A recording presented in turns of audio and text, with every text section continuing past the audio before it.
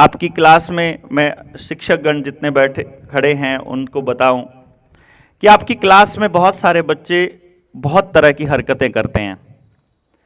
यदि हमें ये मालूम पड़ जाए कि हमारे इस बच्चे की हरकत का क्या मतलब है और माँ बाप को यदि हम उसके हिसाब से समझा सकें कि देखिए आपका बच्चा बोलने में बहुत अच्छा है, इसको पढ़ने का बहुत शौक़ है, ये बड़ा होकर बहुत अच्छा स्टोरी टेलर बन सकता है, ये बच्चा सारा दिन क्लास में हिलता डुलता रहता है, इसका पेन भी चलता रहता है, इसके पैर भी चलते रहते हैं, गर्दन भी हिलती रहती है, हाथ पैर भी। है कोई ऐसा जिसके हाथ पैर हिलते रहते हैं, बेंच पे बैठे बैठे पैर हिलाता रहता है? हाथ खड़ा करो, कौन कौन है बताओ। अरे होगा पक्का, ऐसे थोड़ी होता है।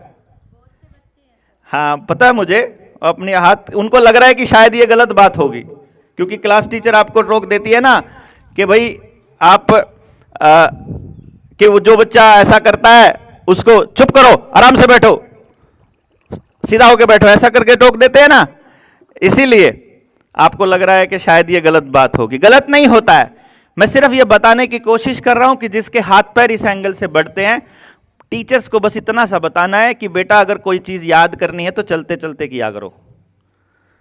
आप घर में याद करते हो तो ऐसे किताब पकड़ के ऐसे चल के करते होगे ना, ऐसे वाला बच्चा, उसको याद ही वैसे होगा।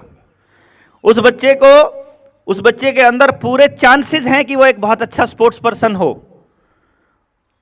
तो उसके लिए एक अच्छा स्पोर्ट्स पर्सन, एक स्पोर्ट्समैन बनाने का उसके लिए वो सुविधाएं उपलब्ध कराने का दायित्व वो हमारे समाज और हमारे स्कूल का है। इसी तरह से किसी बच्चे को खाना जो है वो उसकी शक्ल देखकर खाता है, या फिर मोबाइल में ही सारा दिन लगा रहता है, वो कहता है क्या मम्मी कैसी रोटी बनाई है, कैसी सब्जी। अगर कोई ऐसा बोलता है, इसका मतलब है कि उस बच्चे के अंदर बड़ा होकर के आर्टिस्ट बनने के पूरे गुण हैं। इतनी सी बात से पता लग जाएगा। ऐसा ही करके आपकी छोटी छोटी हरकतें आपके बारे में सब कुछ बताती हैं।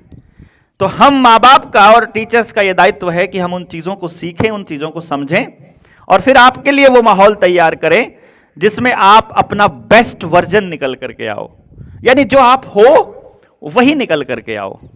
और यही हमारा दायित्व है। हम लोग जितने साथी हम यहाँ खड़े हैं वो सब जनता सरकार मोर्चा के साथी हैं। हमने एक प्रोग्राम लॉन्च किया है जिसका टारगेट है कि समाज में, गांव में एक ऐसी शिक्षण व्यवस्था की स्थापना करनी है, एक ऐसी शिक्षण व्यवस्था बनानी है जिसमें प्रत्येक बच्चे को उसके टैलेंट के हिसाब से तैयार किया जाए और फिर जिस काम के लिए उसको परमात्मा ने पैदा किया है उस काम के लिए उसके लिए माहौल दिया जाए और हर हाथ को रोजगार हो, हर बच्चे को रोजगार हो, ऐसी शिक्षण व्यवस्था बने। और इसके लिए ये जागृति बड़े लेवल पर फैलाने के लिए, आपके पेरेंट्स को समझाने के लिए, अपने समाज में ये बातचीत को बड़े लेवल पर लेकर जाने के लिए 24 नवंबर, अभी जो अगला संडे आएगा